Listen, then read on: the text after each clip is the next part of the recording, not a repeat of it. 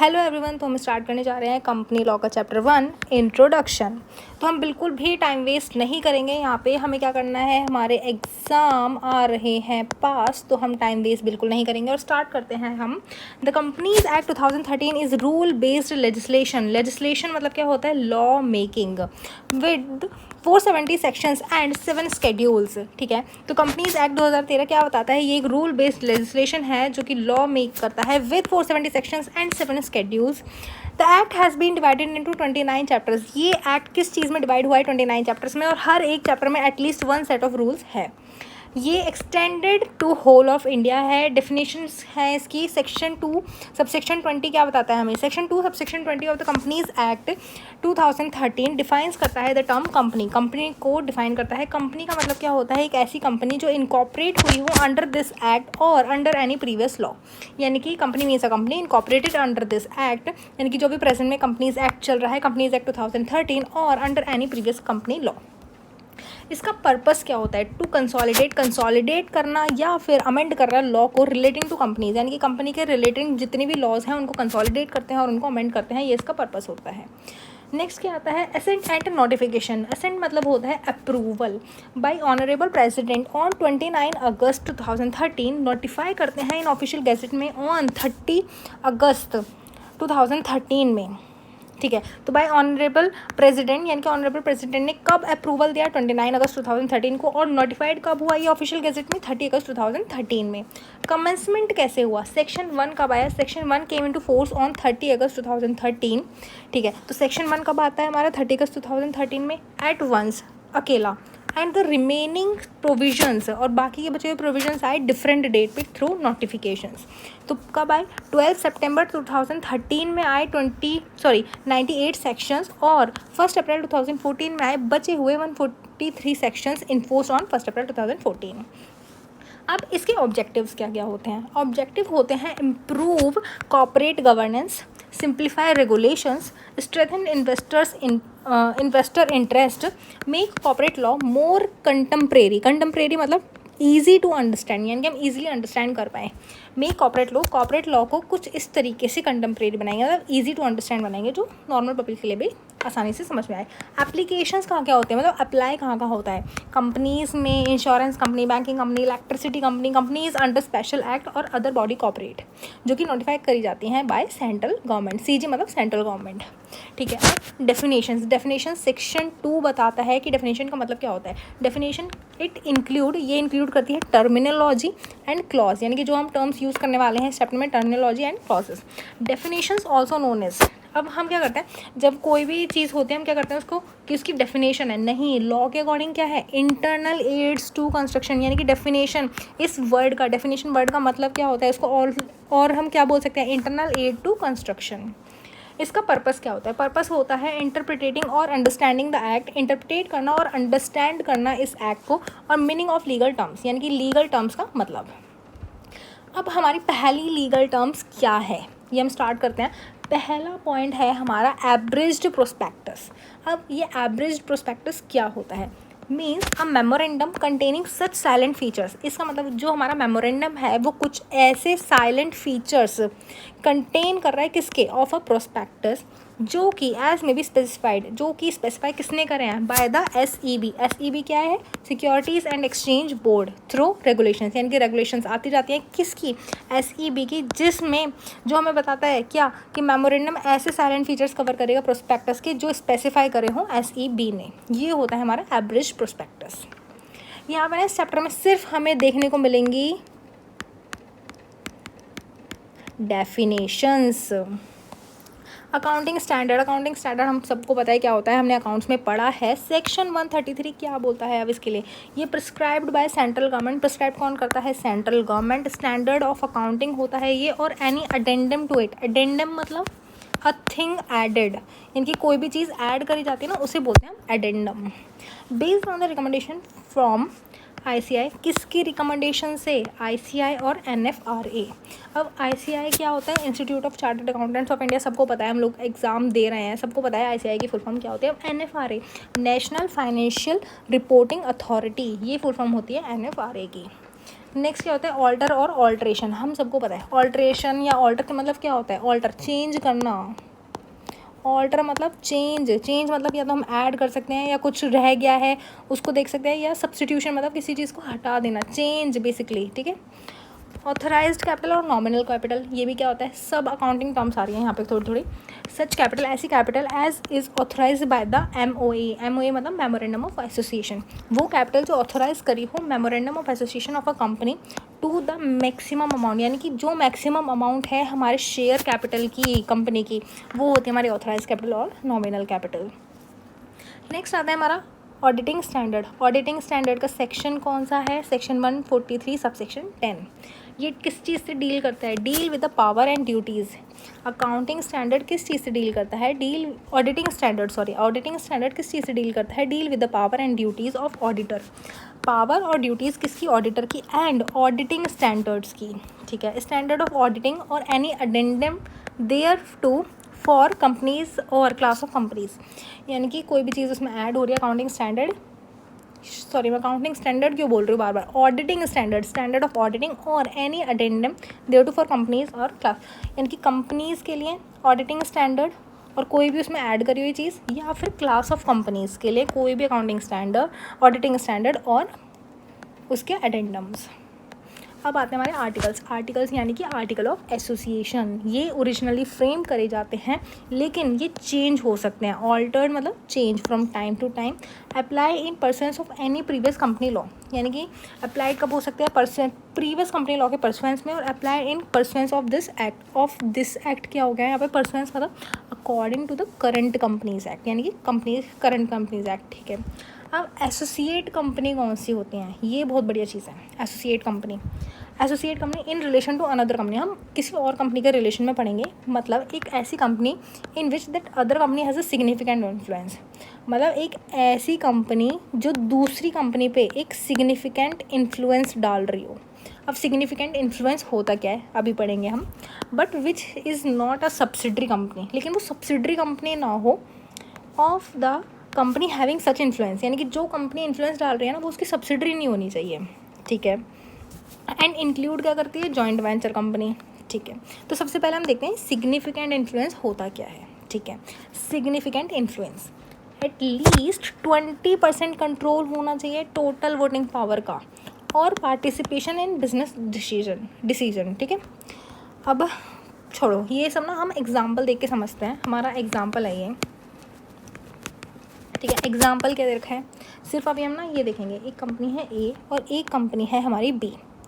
अब A B पर एक सिग्निफिकेंट इन्फ्लुएंस डालती है। सिग्निफिकेंट इन्फ्लुएंस हमने क्या पढ़ा कि कम से कम 20% से ज़्यादा कंट्रोल कर रही हो टोटल वोटिंग पावर, यानी कि अगर बी कंपनी में कोई भी वोटिंग हो रही है ना, तो 20%, कम से कम 20% वोटिंग पावर किसके पास होनी चाहिए, दूसरी कंपनी के पास, तो वो उसे सिग्निफिकेंट इन्फ्लुएंस कर रही है। तो ए के पास ना 25% शेयर्स हैं, किसके, बी के, ठीक है। अब 20% से ज़्यादा है, कम से कम 20 चाहिए थे, लेकिन यहाँ पे तो 25% टोटल वोटिंग पावर किसके हाथ में है, ए के हाथ में। अब ए जिस कंपनी पर इन्फ्लुएंस डाल रही है ना, वो कंपनी हमारी सब्सिडरी नहीं होनी चाहिए, नॉट अ सब्सिडरी, लेकिन जॉइंट वेंचर हो सकती है। अब जॉइंट वेंचर कैसे हो सकती है, अब एक कंपनी है ए और एक कंपनी है सी, दोनों मिल के बी कंपनी को बनाते हैं joint venture of A and C, B है ना, तो बस वो अब बी क्या हो जाएगी, ए बी हो जाएगी एसोसिएट कंपनी। बेसिकली अगर कोई कंपनी दूसरी कंपनी पे सिग्निफिकेंट इन्फ्लुएंस डाल रही है, सिग्निफिकेंट इन्फ्लुएंस मतलब एटलीस्ट 20% टोटल वोटिंग पावर किसके हाथ में है, इसके हाथ में, ठीक है। अब ये क्या कर रही है, ये बी पे एक सिग्निफिकेंट इन्फ्लुएंस डाल रही है, लेकिन बी सब्सिडरी नहीं होना चाहिए, बी क्या हो सकता है, जॉइंट वेंचर हो सकता है। तो बी क्या हो गया अब हमारा, एसोसिएट कंपनी। अब नेक्स्ट टॉपिक है हमारा board of directors. Board of directors क्या होते हैं, the collective body of directors, यानी कि बहुत सारे डायरेक्टर्स मिल जाएंगे एक जगह कंपनी के, तो वो क्या हो जाएगा, बोर्ड ऑफ डायरेक्टर्स हो जाएगा। बुक और पेपर क्या होता है, ये इंक्लूड करते हैं books of accounts. Books of accounts में क्या क्या आता है हमारा, general ledger, trial balance, financial statement, cash flow और नोट्स। डीड्स मतलब पार्टनरशिप डीड, हमने पढ़ी है ना पार्टनरशिप डीड, वाउचर्स में क्या आता है, कैश रिसिट्स, ये हमारे वाउचर्स होते हैं। राइटिंग्स में क्या आ जाएगा, memos, handwritten, typed etcetera, ये हमारे राइटिंग्स हो जाएंगी। डॉक्यूमेंट्स में क्या आ जाएगा, हमारे कॉन्ट्रैक्ट्स, कंपनी कितने कॉन्ट्रैक्ट किससे कर रही है वो हमारे डॉक्यूमेंट्स हो जाएंगे। मिनट्स हम सभी को पता है, जनरल मीटिंग की प्रोसीडिंग्स उसे बोलते हैं हम मिनट्स। और रजिस्टर मतलब सेल या परचेज का रजिस्टर, कुछ भी बोल सकते हैं, जो कि मेंटेन होते हैं पेपर पे और इन इलेक्ट्रॉनिक फॉर्म, वो क्या हो जाएगा हमारा बुक और पेपर एंड बुक और पेपर, ठीक है। नेक्स्ट आता है हमारा branch office. Branch office any establishment described as such by the company, यानी कि कोई कंपनी डिस्क्राइब कर दे कि हमारा ब्रांच ऑफिस है, उसे हम क्या बोलेंगे, branch office. Point number 11, body corporate. Body corporate क्या होती है, ये इंक्लूड करती है a company incorporated outside India, कोई भी कंपनी हमारी इंडिया से बाहर इनकॉर्पोरेट हो रही है तो वो क्या हो जाएगी, बॉडी कॉर्पोरेट। लेकिन एक्सक्लूड क्या करती है, एक कोऑपरेटिव सोसाइटी, कोई भी कोऑपरेटिव सोसाइटी है जो कि रजिस्टर करी गई है under any law relating to cooperative society. Basically कोई भी कोऑपरेटिव सोसाइटी है उसे हम बॉडी कॉर्पोरेट नहीं बोलेंगे। एनी अदर बॉडी कॉर्पोरेट, कोई भी अदर बॉडी कॉर्पोरेट जो स्पेसिफाइड बाय सेंट्रल गवर्नमेंट ने स्पेसिफाई करा है वो भी बॉडी कॉर्पोरेट नहीं मानी जाएगी। नेक्स्ट क्या आता है हमारा books of accounts. Books of accounts हमारा दो पार्ट में डिवाइड होता है, एक तो अदर कंपनीज़ के लिए और एक in case of companies specified under section 148। जो 148 वाली कंपनीज होती हैं ना, उसमें आइटम्स कॉस्ट स्पेसिफाइड होते हैं, ये अलग सिनेरियो रहता है। लेकिन हमें क्या पढ़ना है, ये वाला अदर कंपनीज वाला। इसमें क्या बनता है, receipt and expenditure, sale and purchase, asset and liabilities, ये हमारे बुक्स ऑफ अकाउंट्स हैं। नेक्स्ट क्या आता है, कॉल्ड अप कैपिटल, ठीक है। कॉल्ड अप कैपिटल क्या होती है, that part of the capital which has been called for payment, यानी कि जो पेमेंट के लिए कॉल करी जाएगी। हमने शेयर कैपिटल वाला क्लास 12th में पढ़ा था, हमने शेयर कैपिटल वाला चैप्टर, याद है किसी को? शेयर कैपिटल में क्या पढ़ा था हमने, जब हम पैसे मंगाते थे, कॉल लिखते थे ना, कॉल अप मनी, यही था ना, कॉल अप मनी मतलब कॉल मनी हम मंगाते थे शेयर एप्लीकेशन पे, शेयर अलॉटमेंट पे, फिर कॉल 1 कॉल 2 करके जाती थी, ये है वो कॉल्ड अप कैपिटल, यानी कि that part of the capital which has been called for payment, हम पेमेंट के लिए कॉल कर रहे हैं, ठीक है। अब चार्ज क्या होता है, चार्ज मतलब इंटरेस्ट होता है बेसिकली, एंड इंटरेस्ट, ये एक इंटरेस्ट है और लीन क्रिएटेड ऑन द प्रॉपर्टी और एसेट ऑफ द कंपनी। लीन मतलब क्या होता है, राइट टू रिटेन पोजीशन, यानी कि मेरे पास कोई सामान है और मेरे पास उसका राइट है कि ये मेरे पास ही रहेगा, राइट टू रिटेन, मैंने रिटेन कर लिया उस पोजीशन को, ठीक है। और किस चीज़ पे, ऑन द प्रॉपर्टी, कोई किसी भी प्रॉपर्टी पे या फिर एसेट ऑफ द कंपनी पे, कंपनी के एसेट्स पे, और एनी ऑफ इट्स अंडरटेकिंग, या फिर उसकी किसी अंडरटेकिंग पे, और both as a security and include mortgage. Basically अगर कोई कंपनी है और वो लोन ले रही है, किससे, बैंक से, ठीक है, बैंक से लोन लिया है कंपनी ने। अब कंपनी ने अपने फिक्स्ड असेट्स कंपनी को दे दिया, अब कंपनी के पास क्या है, कंपनी उस पर इंटरेस्ट भी चार्ज कर रही है, अपने लोन की अमाउंट पे इंटरेस्ट चार्ज कर रही है, और फिक्स्ड एसेट्स भी कंपनी के पास है, लीन कर लिया ना उसने। लीन मतलब क्या होता है, right to retain position. Company give charge, company charge कब देती है, जब वो लोन लेती है। या फिर हम इसका एक एग्जांपल ले सकते हैं, एक शॉपकीपर, एक सुनार की दुकान है, अब उसने क्या करा, कोई एक पर्सन आया, उसने अपने बैंगल्स, उसने अपने कड़े गिरवी रख दिए इसके पास, सुनार के पास, और क्या हो गया, अब इस सुनार के पास चार्ज है किसका, कड़ों का, ठीक है। अब उसने जो पेमेंट दिया है इस पर्सन को, उस पर वो इंटरेस्ट भी चार्ज करेगा, इंटरेस्ट के साथ अपना पैसा भी लेगा वापस, और जो बैंगल्स हैं वो अपने पास रिटेन करके रखेगा। नेक्स्ट क्या आता है, चार्टर्ड अकाउंटेंट। सीए कौन होता है, जो होल्ड करता है एक वैलिड सर्टिफिकेट ऑफ प्रैक्टिस, उसे बोलते हैं हम सीए। चीफ एग्जीक्यूटिव ऑफिसर कौन होता है, और कोई वो officer of a company who has been designated as such by it, यानी कि जो कंपनी जिसको इस तरीके से डेजिग्नेट करती है कि हमारा चीफ एग्जीक्यूटिव ऑफिसर है। नेक्स्ट क्या आता है, चीफ फाइनेंशियल ऑफिसर, सेम एक पर्सन जो अपॉइंट करा जाता है chief financial officer of a company. Company क्या होती है, हमने अभी पढ़ा था, company incorporated under this act और under any previous company law, वो क्या हो जाती है हमारी कंपनी। नेक्स्ट आता है company limited by guarantee. Company limited by guarantee मतलब एक company having the liability, company जिसके पास लायबिलिटी है ऑफ इट्स मेंबर्स लिमिटेड, यानी कि कंपनी के जो मेंबर्स हैं उनकी लायबिलिटी लिमिटेड है, अनलिमिटेड नहीं। अनलिमिटेड लायबिलिटी में क्या होता है कि जो शेयर होल्डर्स होते हैं ना, ये मेंबर्स होते हैं, उनके घर से सामान उठा लेते हैं भाई, नहीं, लिमिटेड, मेंबर्स की लायबिलिटी लिमिटेड है बाय द मेमोरेंडम, ठीक है, to such amount as the members may respectively undertake to contribute to the asset of the company in the event of its winding up, ठीक है, wound up. यहाँ क्या हो रहा है, हमारी कंपनी है, बंद हो रही है, अब इसकी जो लायबिलिटीज़ है वो कौन पे करेगा, कंपनी के मेंबर्स। अब कंपनी के मेंबर्स की जो गारंटी है वो लिमिटेड है, मतलब liability of its members limited है ना, बस। तो फिर यानी कि जितने के हिस्से, मतलब जितना इन लोगों ने बोल रखा होगा ना कि अगर कंपनी बंद होती है हमारा सिर्फ पोर्शन इतना है, जैसे किसी ने बोल दिया 10,000 का है हमारा पोर्शन, तो ये बंदा सिर्फ 10,000 ही पे करेगा वाउंड अप के टाइम पे। इसके घर से कोई सामान नहीं निकलेगा। इसने बोल दिया कि मैं 20,000 तक का ही अमाउंट पे कर सकता हूँ, मैं इस चीज़ की गारंटी ले रहा हूँ, तो ये सिर्फ 20,000 ही पे करेगा। यानी कि मेंबर्स की लाइबिलिटी क्या हो गई, लिमिटेड। अब कंपनी लिमिटेड बाय शेयर्स, इसमें क्या हो जाएगा, company having liability of its members limited by the memorandum, ठीक है, to the amount if any unpaid of the shares respectively held by them. Basically हमने शेयर कैपिटल वाला again हमने class 12th में पढ़ा था, चैप्टर शेयर कैपिटल। इसमें क्या पढ़ा था हमने कि कोई पर्सन है, एप्लीकेशन का अमाउंट हमें वो सबसे पहले खुद ही दे देता है, अलॉटमेंट के हम मांग लेते हैं उससे, फिर कॉल 1, कॉल 2, फिर कॉल 3, हम इस तरीके से मांगते हैं ना इन लोगों से पैसे। अब उसने 1 का दे दिया, 2 का दे दिया, 3 का नहीं दिया, तो इस पर लाइबिलिटी कितनी है, सिर्फ कॉल 3 की, ठीक है।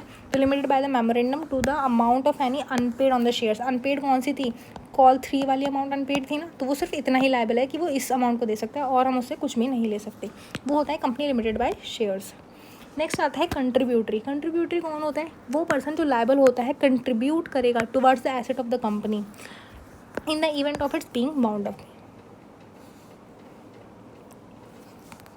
इन the event of its being bound up, ठीक है। इसमें क्या दे रखा है, that a person holding fully paid up shares in a company shall be considered as contributory. यानी कि वो अगर कोई पर्सन है जिसने fully paid up shares hold कर रखे हैं, वो भी कंसिडर करा जाएगा एज ए कंट्रीब्यूटरी। यानी कि कंपनी बंद हो रही है और हम लायबल हैं कि भाई कंपनी के एसेट लाइबिलिटीज़ पे कर, एसेट से सेल कर रहे हैं और लाइबिलिटीज़ पे करनी है, तो उस चीज़ के लिए जो भी लायबल होते हैं पर्सन, उनको क्या बोलते हैं, कंट्रीब्यूटरी। कंट्रोल मतलब क्या होता है, right to appoint majority of directors और influence management policy decision. Control मतलब कंट्रोल करना, अपॉइंट कर सकते हैं हम मेजॉरिटी ऑफ डायरेक्टर्स, यानी कि जो डायरेक्टर्स कंपनी के लिए काम करते हैं उनको हम अपॉइंट करेंगे और इन्फ्लुएंस करेंगे मैनेजमेंट को और पॉलिसी डिसीजंस को। ये डायरेक्ट भी हो सकता है, इनडायरेक्ट भी हो सकता है। कैसे, ये डायरेक्ट भी हो सकता है, इनडायरेक्ट भी हो सकता है। कैसे, थ्रू शेयर होल्डिंग। कोई भी शेयर होल्डर है जिसका बहुत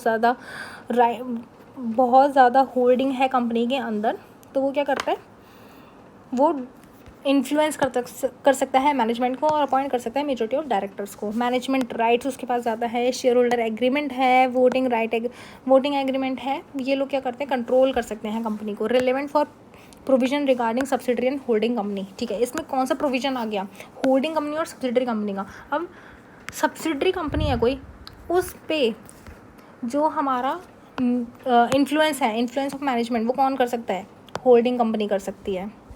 क्लियर, कौन कर सकती है, होल्डिंग कंपनी। अब बात करते हैं डिबेंचर्स की। डिबेंचर्स क्या होते हैं, डिबेंचर इंक्लूड करते हैं डिबेंचर स्टॉक, बॉन्ड्स और अदर इंस्ट्रूमेंट जो कंपनी के एविडेंस देंगे कि हमने डेट ले रखा है, उसे क्या बोलते हैं हम, डिबेंचर्स। नेक्स्ट क्या आता है, डॉक्यूमेंट। डॉक्यूमेंट कौन कौन से होते हैं, डॉक्यूमेंट इंक्लूड करते हैं समन क्या होता है, कोर्ट का ऑर्डर अपीयर होने के लिए। कोर्ट जैसे भेजता है ना, समन भेजता है, वो किस लिए भेजता है, अपीयर होने के लिए। नोटिस है, नोटिस क्या होता है, ऑफिशियल रिटन इन्फॉर्मेशन, यानी कि कोई भी ऐसी ऑफिशियल इन्फॉर्मेशन जो कि रिटन फॉर्म में हो। रिक्विजिशन मतलब क्या होता है, सेम रिटन ऑफिशियल रिक्वेस्ट और डिमांड, मतलब हम यहाँ पे डिमांड कर रहे हैं, उसे बोलते हैं हम रिक्विजिशन। फिर आता है ऑर्डर, ऑफिशियल इंस्ट्रक्शन होता है, डिक्लेरेशन में आ जाएगा ऑफिशियल स्टेटमेंट, और फॉर्म एंड रजिस्टर हमें पता ही है। वेदर इशूड, या तो ये इशू करे जाएँ या सेंड करे जाएँ या अपने पास रखे जाएँ for this act under any other law for the time being in force और otherwise maintain on a paper और इन इलेक्ट्रॉनिक फॉर्म। या तो हम इशू कर दें या भेज दें मेंबर्स को, या अपने पास रख लें कंपनी के पास जब तक हमारा लॉ नहीं बोलता, और ये मेंटेन कैसे होते हैं, या तो पेपर पे या इलेक्ट्रॉनिक फॉर्म में। नेक्स्ट क्या आता है, डायरेक्टर। डायरेक्टर कौन होते हैं, appointed by the board of a company. Director कैसे अपॉइंट करे जाते हैं, appointed by the board of a company. Dividend include करता है इंटरिम डिविडेंड। इंटरिम डिविडेंड वो होता है जो ईयर के मिड में दिया जाता है शेयर होल्डर्स को, वो होता है इंटरिम डिविडेंड।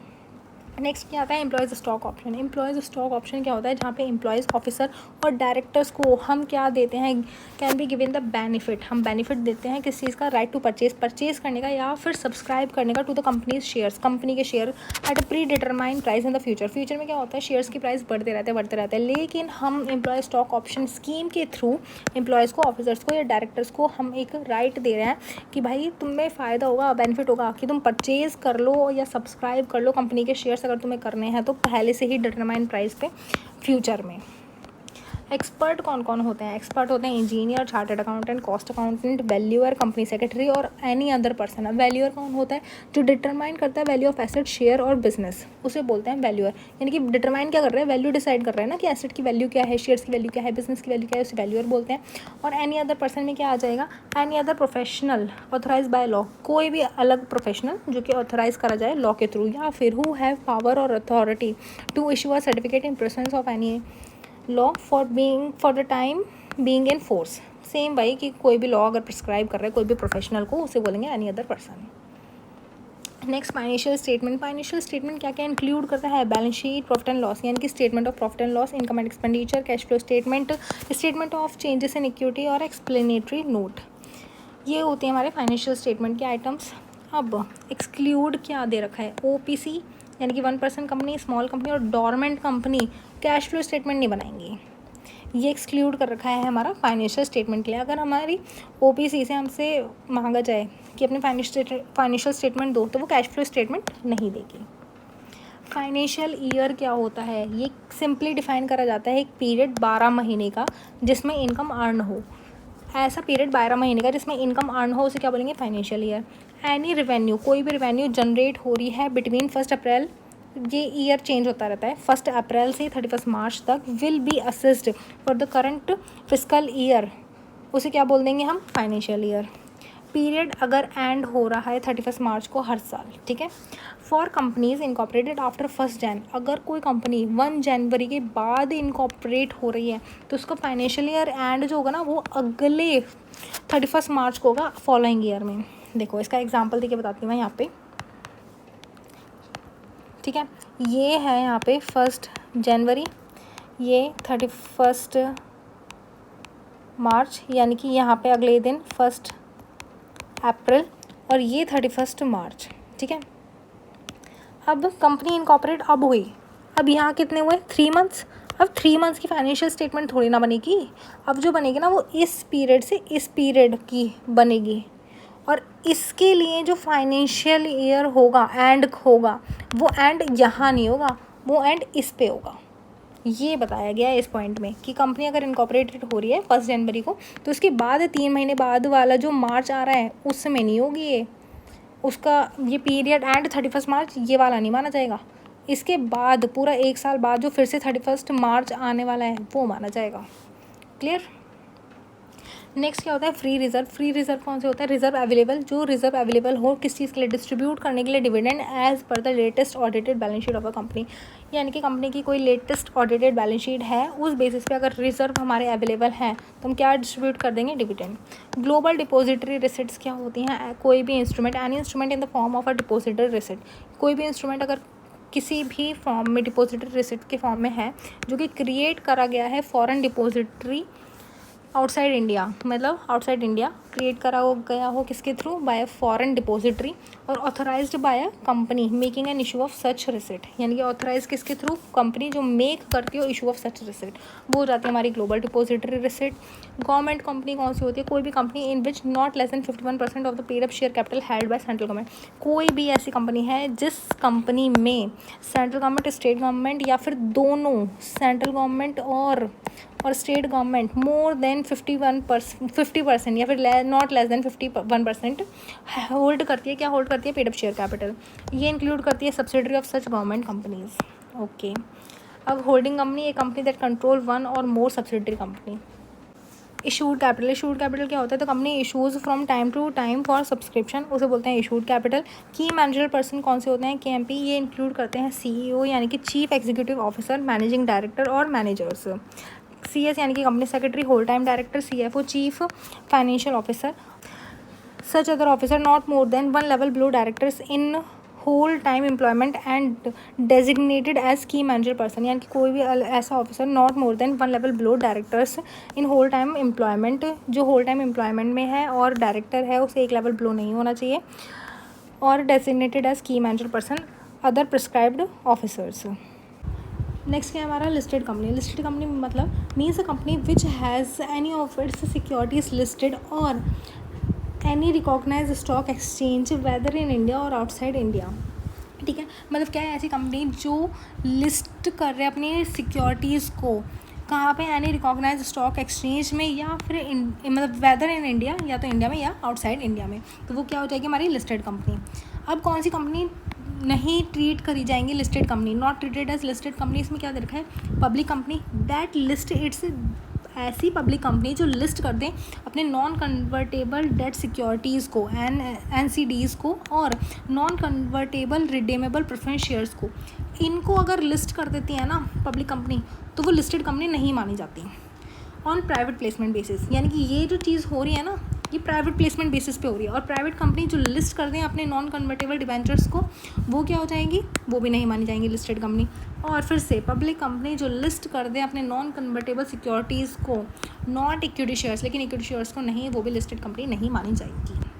नेक्स्ट क्या आता है हमारा मैनेजर। मैनेजर कौन होता है, जो मैनेज करता है, मैनेज और इन चार्ज ऑफ समथिंग, जो इंचार्ज होता है किसी चीज़ का। हु कंट्रोल, जो कंट्रोल करता है डिपार्टमेंट को इन कंपनीज, और गाइड करता है पीपल को जो काम करते हैं। और हु मेक डिसीजंस, जो डिसीजन मेक करता है, एंड रिस्पॉन्सिबल होता है हर चीज़ को देखने के लिए और लीड करने के लिए कि काम हो रहा है ग्रुप में, work of a group of people in many instance. ठीक है, मैनेजर कौन हो गया, जो इंचार्ज है किसी चीज़ का, या फिर जो कंट्रोल कर रहा है डिपार्टमेंट को, जो गाइड कर रहा है लोगों को, जो डिसीजन मेक कर रहा है और रिस्पॉन्सिबल है सारी चीज़ें देखने के लिए, और लीड किस कर रहा है, लीड कर रहा है कि जो ग्रुप ऑफ पीपल हैं वो काम कर रहे हैं या नहीं कर रहे हैं। नेक्स्ट क्या आता है हमारा मैनेजिंग डायरेक्टर। मैनेजिंग डायरेक्टर कौन होता है, ये मस्ट बी ए डायरेक्टर होना चाहिए, must be interested with substantial powers of management, यानी कि must be interested with substantial, इसके पास पावर होती है, सब्सटेंशियल पावर होती है मैनेजमेंट की। सच पावर्स गिवन बाय, ये पावर कौन देता है, article of association, agreement with the company, board resolution, share holders resolution, ये सब पावर देते हैं किसे, मैनेजिंग डायरेक्टर को। नेक्स्ट क्या आता है हमारा मेंबर। मेंबर कौन होते हैं, जो कि सब्सक्राइब टू द मेमोरेंडम होते हैं, यानी कि जो शेयर्स खरीद लेते हैं, ठीक है, वो होते हैं मेंबर, यानी कि रजिस्टर्ड अपॉन इनकॉर्पोरेशन। अब इस लाइन का मतलब क्या है, कंपनी इनकॉर्पोरेट हुई, जिस टाइम कंपनी इनकॉर्पोरेट हो रही है ना, उसी टाइम कुछ लोगों ने सब्सक्राइब कर लिया शेयर्स को, तो वो क्या हो जाएंगे, मेंबर हो जाएंगे। या फिर एनीवन हु एग्री से in writing to become a member, कोई लिख के दे दे अपने हाथों से कि मैं लिख रहा हूँ कि मैं मेंबर हूँ, ठीक है, तो वो and is entered in the register of members, जो रजिस्टर ऑफ मेंबर्स में भी एंटर कर जाए वो क्या हो जाएगा, मेंबर हो जाएगा। या फिर share holder whose name are in the depository records as beneficial owner, यानी कि वो शेयर होल्डर जिनका नाम डिपोजिटरी रिकॉर्ड्स में है एज ए बेनिफिशियल ओनर, वो मेंबर हो जाएंगे। मेमोरेंडम क्या होता है, memorandum of association of a company as originally framed और as altered from time to time in pursuance of any previous company law on this act. Memorandum वही होता है जो कंपनी बनती है उस टाइम बनाया जाता है, ओरिजिनली फ्रेम्ड होता है, ऑल्टर्ड होता है टाइम टू टाइम, और किसके परसुएंस में, अगर प्रीवियस कंपनी लॉ है उसके परसुएंस में बना हो, या फिर इस वाले एक्ट के अकॉर्डिंग। नेट वर्थ क्या होती है, नेट वर्थ यानी कि assets minus liability of a person और कॉर्पोरेशन। ठीक है, net worth is the value of asset a person और corporation owns minus the liability they own. ठीक है, एसेट माइनस लायबिलिटी, उसे क्या बोलते हैं हम, नेट वर्थ। नेक्स्ट क्या आता है हमारा notification. Notification means something publish in official gazette, यानी कि जो भी कोई चीज़ ऑफिशियल गैजेट में आ जाए वो हो जाती है नोटिफिकेशन, यानी कि notify will be interpreted accordingly.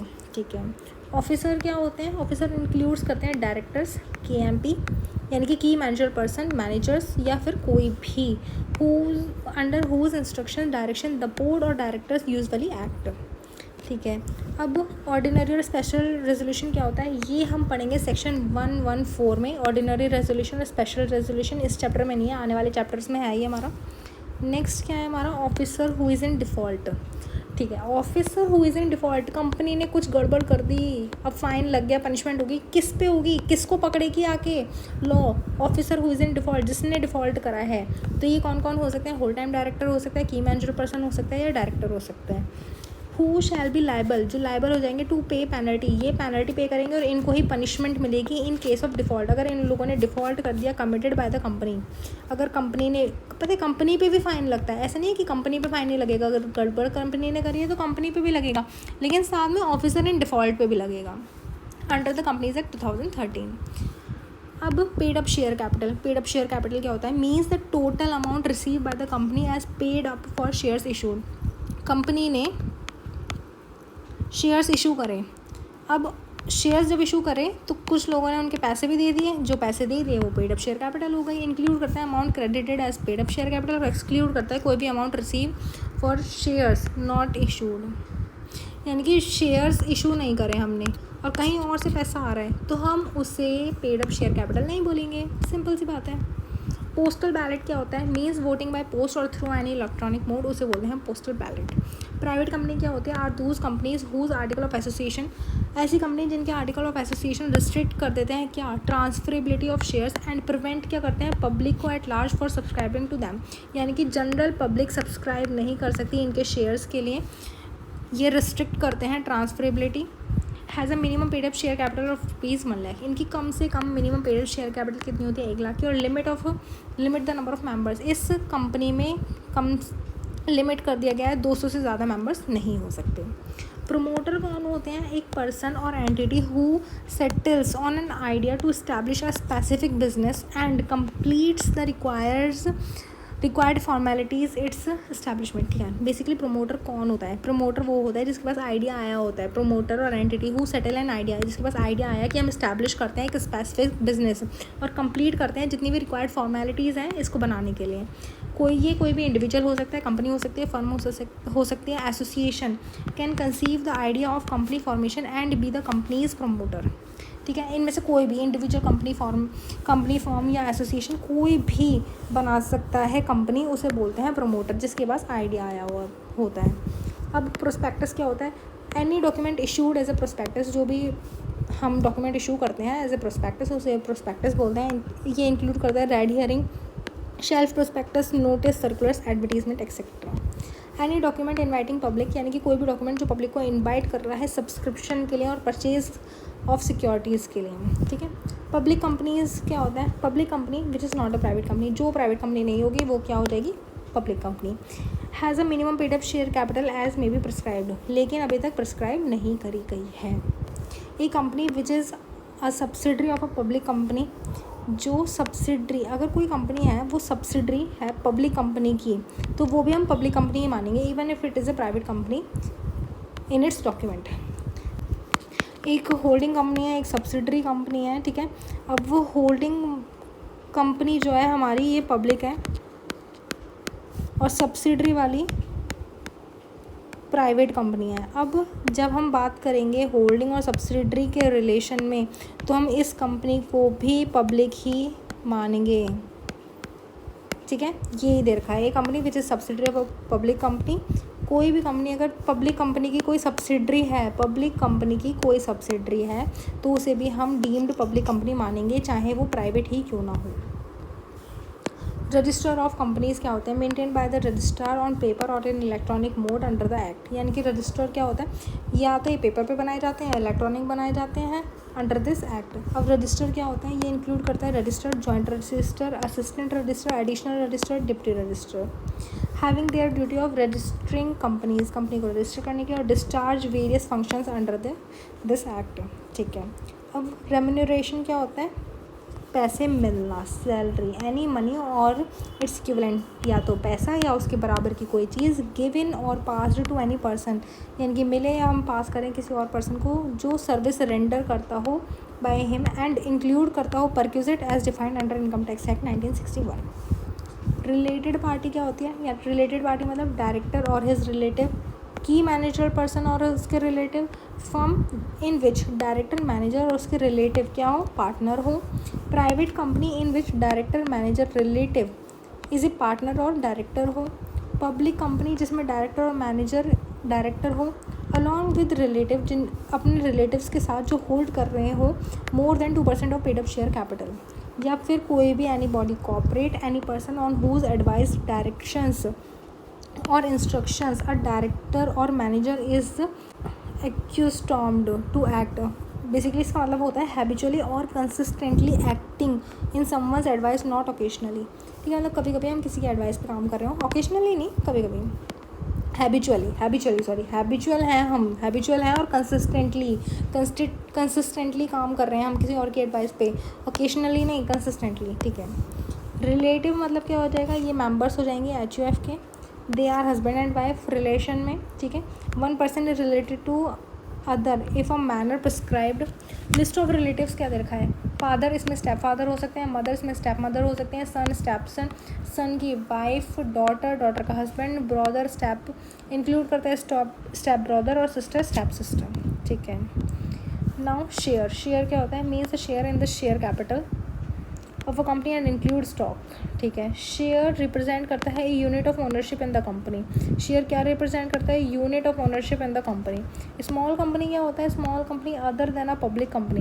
ये पब्लिक कंपनी नहीं होती, other than a public company होती है विच सेटिस्फाई बोथ कंडीशन, जो सेटिस्फाई करते हैं दोनों condition. Paid up share capital की बात करें तो एक्सीडिंग 4 करोड़ नहीं होनी चाहिए। 4 करोड़ से नीचे की उसकी पेड अप शेयर कैपिटल है तो वो क्या हो जाएगी, स्मॉल कंपनी। 4 करोड़ से अगर नीचे की पेड अप शेयर कैपिटल है तो स्मॉल कंपनी। और अगर हायर अमाउंट देखें हम तो 100 करोड़ से ज़्यादा नहीं होनी, 10 करोड़ से ज़्यादा नहीं होनी चाहिए। सेम टर्नओवर में 40 करोड़ दे रखा है, टर्नओवर 40 करोड़ से ज़्यादा नहीं होनी चाहिए।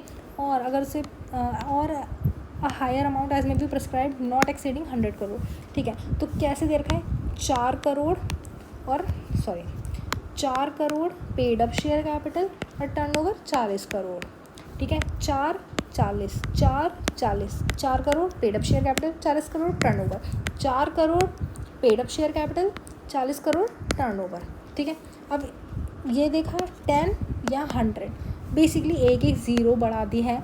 पेड अप शेयर कैपिटल की बात करें 4 करोड़ से ज़्यादा नहीं होनी चाहिए, टर्नओवर 40 करोड़ से ज़्यादा नहीं होनी चाहिए, हायर अमाउंट 10 करोड़ से ज़्यादा नहीं होनी चाहिए, हायर अमाउंट 100 करोड़ से ज़्यादा नहीं होनी चाहिए। तो क्या हो जाएगी हमारी ये स्मॉल कंपनी।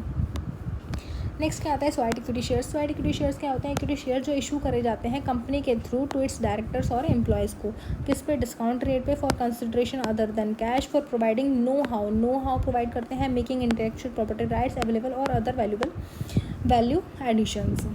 सब्सक्राइब कैपिटल क्या होता है, means such part of the capital which is for the time being subscribed by the members of a company. Means such part of capital यानी कि कोई ऐसा पार्ट ऑफ कैपिटल जो कि is for the time being subscribe bye the memorandum. Basically subscribe capital क्या होती है, जब कंपनी अपने शेयर्स इशू करती है, ठीक है, तो हम पब्लिक को इनवाइट नहीं करते कि आओ सब्सक्राइब करो हमारे शेयर्स को, ये है सब्सक्राइब कैपिटल।